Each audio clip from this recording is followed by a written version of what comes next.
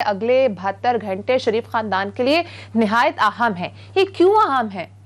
देखिए मारिया, बिल्कुल आपने दुरुस्त कहा। अगले 72 घंटे शरीफ खानदान के लिए अदालती महाज पर बहुत अहम है। 3 इश्यूज पर बात करेंगे।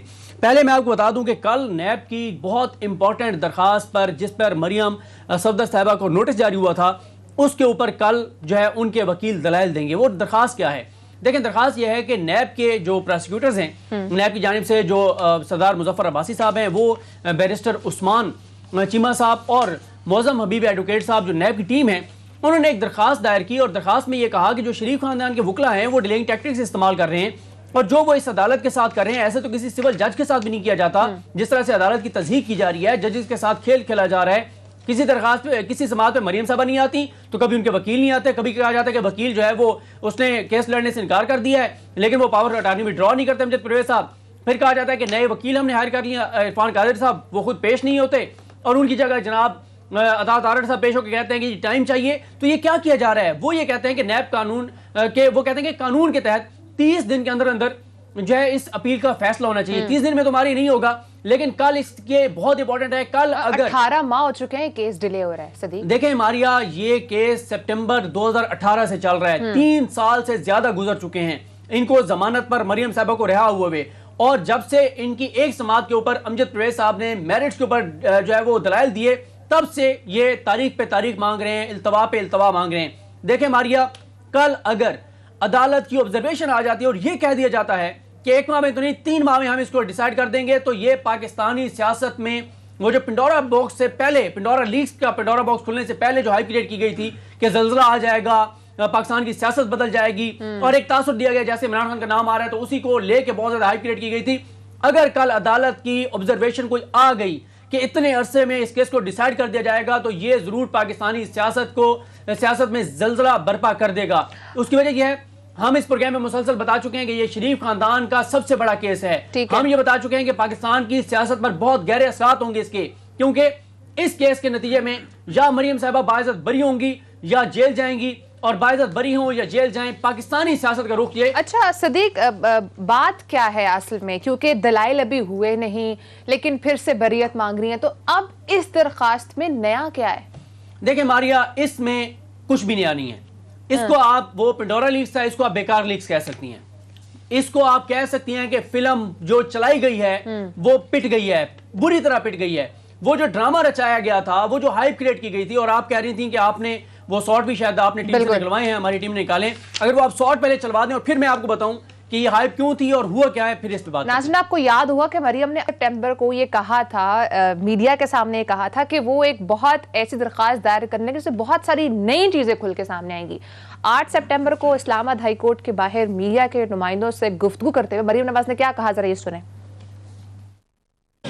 मैं एक बहुत ज़रूरी दरख्वास्त एक देना चाहती हूँ इस बेंच के सामने, जो इस केस का पूरा कच्चा चट्टा खोल कर कौम के सामने रख देगा कि ये केस कैसे बनाया गया, मुझ पर इसके पीछे क्या था, क्या मुहर्रिकात थे, कौन था इसके पीछे और क्या करना चाहता था और कैसे वो कामयाब हुआ।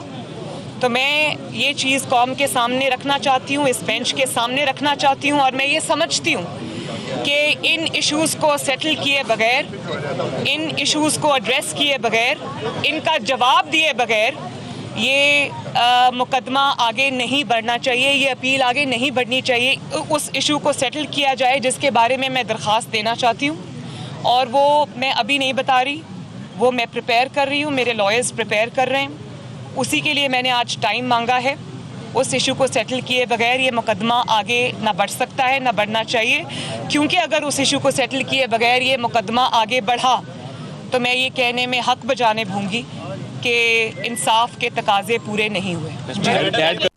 और नाज़रीन, इसके बाद जो प्रेडिक्शन सामने आई और जो एक्सपेक्ट ये किया जा रहा था कि शायद जो मरियम नवाज कहा करती थी कि जज अरशद मलिक मरहूम के कुछ ऑडियोज़ और वीडियोज़ हैं उनके पास, उसका पार्ट 1 तो वो ऑलरेडी रिलीज़ कर चुकी हैं, शायद पार्ट 2 जो है वो रिलीज़ करेंगी। सदीक, क्या ये आखिरी कार्ड था मरियम नवाज के पास जो उन्होंने प्ले कर लिया? बिल्कुल, लेकिन बुरी तरह पिट गया है मारिया। ना कोई ऑडियो, ना कोई वीडियो, ना कोई कतरी खात, ना कोई सबूत, ना कोई शवाहिद, कुछ भी नहीं है। मांग ली। और ساری وہ باتیں اس میں لکھی گئی ہیں جو آلریڈی پبلک ڈومین میں آ چکی ہیں. دیکھیں اس میں دو چیزیں ہیں. ایک چیز ہے ارشد ملک صاحب کی ویڈیوز, وہ آلریڈی موجود ہیں, ان کا ذکر ہے, کوئی نئی ویڈیو نہیں ہے. دوسرا ذکر ہے شوکت عزیز صدیقی صاحب کی تقریر کا. دیکھیں ان کی جو تقریر ہے, اس تقریر پہ سپریم جوڈیشل کونسل میں معاملہ گیا تھا. سپریم جوڈیشل کونسل میں ججز نے بیٹھ کے اپنے جج کو کہا تھا کہ آپ ثبوت دیں, ایک ثبوت بھی فراہم نہ کر سکے, ان کو برطرف کر دیا گیا, ان کو نکال دیا گیا جوڈیشری سے. سپریم کورٹ نے بھی وہ فیصلہ برقرار رکھا سپریم جوڈیشل کونسل کا. اب ایک ایسی چیز جو ناکافی شواہد کی بنیاد پر, جو کہ غلط بیانی کی بنیاد پر, جو کہ جھوٹ کی بنیاد پر پٹ چکی ہے, مسترد ہو چکی ہے, ایک جج فارغ ہو چکا ہے, اس کو دوبارہ کھیل دیا گیا. پھر بات یہ ہے کہ مریم صاحبہ تو ظاہر ہے اس فیملی کے بارے میں سپریم کورٹ نے 17 بار لکھا ہوا ہے کہ جھوٹے ہیں, بددیانت ہیں. سپریم کورٹ نے یہ لکھا ہوا ہے کہ ان کے نزدیک امانت داری, دیانت داری, سچائی کی کوئی وقت نہیں ہے. کلیبری فونٹ والا دیکھ لیں. عظمت سے شیخ صاحب نے کہا تھا جب یہ جعلی ڈاکومنٹ سپریم کورٹ میں پیش کیے گئے تو انہوں نے کہا تھا آج میرا دل ٹوٹ گیا کہ آپ نے پاکستان کی سب سے بڑی عدالت کے ساتھ یہ کھیل کھیلا ہے. تو ان کی بات پہ کیسے یقین کر لیا جائے؟ اور یہ جو ٹویسٹ کیا گیا ہے ایک ایسے موقع پر پاکستان کے اداروں کے حوالے سے, جب پاکستان کا دشمن بھارت, جب امریکہ میں یہ ڈسکشن ہو رہی ہے, افغانستان میں شکست کی وجہ سے بھارت اور امریکہ اور سارے ملک جو ہیں وہ اس وقت پاکستان پر ملبہ ڈالنے کی کوشش کر رہے ہیں. ایک ایسے ماحول میں پرانی چیزیں اٹھا کے اس طرح سے پلے کی گئی ہیں اور سوشل میڈیا پہ فوج کے خلاف کمپین چلا دی گئی ہے تاکہ جو ہے وہ اس کا انٹرنیشنلی بھی پاکستان کے اوپر دباؤ آئے. یہ بڑا ہی گھناؤنا کھیل کھیلا گیا ہے. تیسرا جو ماریا, میں آپ کو امپورٹنٹ بات بتاؤں وہ یہ ہے کہ اس میں عرفان قادر صاحب جن کو ابھی وکیل کیا گیا ہے, کل وہ پہلی مرتبہ پیش ہوں گے عدالت کے سامنے. عرفان قادر صاحب وہ ہیں کہ وہ اٹارنی جنرل پاکستان تھے جب 2013 میں نون لیگ کی حکومت آئی تھی. انہوں نے استعفیٰ نہیں دیا تھا, ان کو زبردستی نکالا گیا تھا. اور بہت انٹرسٹنگ بات, یہ اعظم خان صاحب ایک صحافی ہیں جنہوں نے بک لکھی تھی پاناما کے حوالے سے, اس میں بڑے معروف رپورٹر ہیں سپریم کورٹ کے زبردست, حسنات ملک صاحب. انہوں نے ایک چیپٹر لکھا تھا پورا یہ سپریم کورٹ میں جب کیس کیسے چلا, یہ ساری چیزوں پہ. حسنات ملک صاحب نے انکشاف کیا تھا کہ سب سے پہلے جو پاناما کی پیٹیشن کا ڈرافٹ تیار ہوا وہ جہانگیر ترین صاحب اور اسحاق حاکمانی صاحب کیونکہ اس کے اوپر کام کر رہے تھے, تو اسحاق حاکمانی صاحب نعیم بخاری صاحب کو لے کر گئے تھے یہ عرفان قادر صاحب کے چیمبر میں, ان کے آفس میں.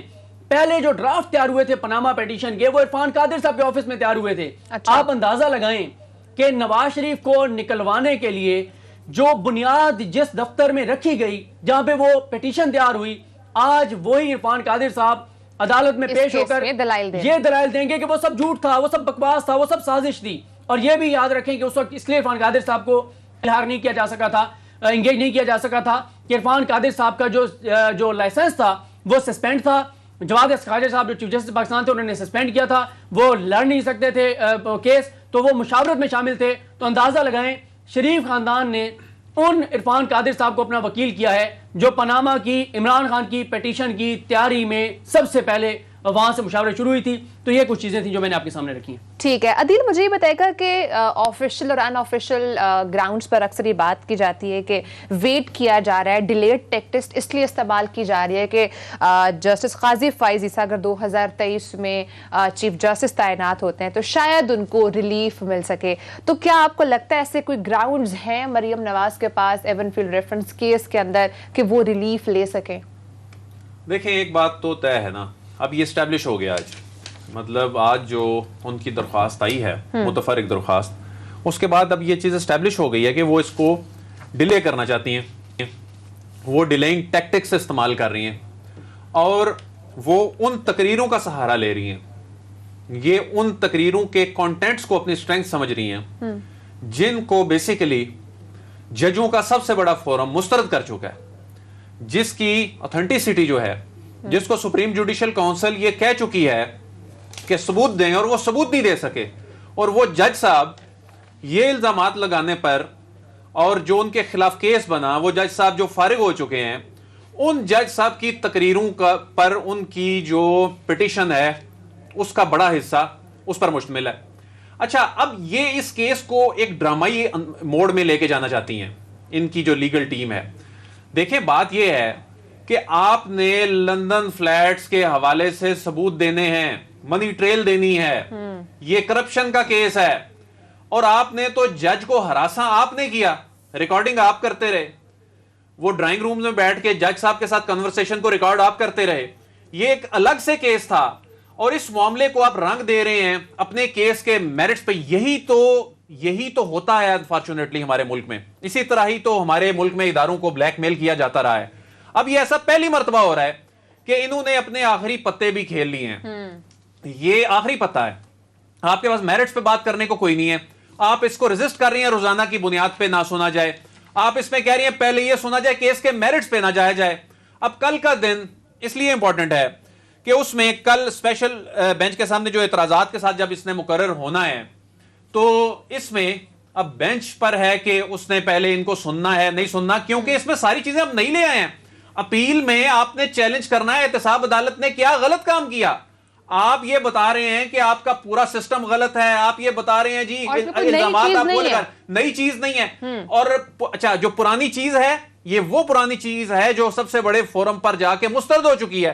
تو اس میں نیب کی جو روزانہ سے کی بنیاد پر جو سماعت کا معاملہ ہے یہ بڑا اہم ہے. اگر یہ نیب اس میں کامیاب ہو جاتی ہے تو یہ کیس تو چند ہفتوں کا کیس ہے, اور اس میں یعنی بیسیکلی آج ایسے لگتا ہے کہ مریم نواز کی لیگل ٹیم نے سرنڈر کر دیا ہے کہ ہمارے پاس اپنے اوپر کرپشن کے لگے ہوئے الزامات کو دھونے کے لیے منی ٹریل دینے کے لیے نہیں ہے, جو شاید احتساب عدالت میں وہ نہیں دے سکے تھے, یا احتساب عدالت کے جج صاحب کی نظر نہیں ان پہ پڑ سکی تھی. آپ یہاں پر چیزیں آ کر ایویڈنس پیش کرتے, یہ ایک فورم ہے, اور آپ کہہ رہے ہیں کہ اس پر فیصلہ ابھی نہ کیا جائے. پہلے عادل وڑائے صاحب سوری میں سوال آپ سے یہ کرنا چاہوں گا کہ ہم نے کیونکہ ماریہ نے کہا تھا 72 گھنٹے 8 اکتوبر کو بھی ایک بہت امپورٹنٹ سماعت ہونے جا رہی ہے شہباز شریف صاحب کے حوالے سے, مختصر آپ بتا دیں کیونکہ ٹائم بھی ہمارے پاس ظاہر ہے. اچھا آپ دیکھیں کہ پچھلے 1-1.5 ہفتے سے جو نیشنل کرائم ایجنسی کی جو رپورٹ ہے, نیشنل کرائم ایجنسی کا جو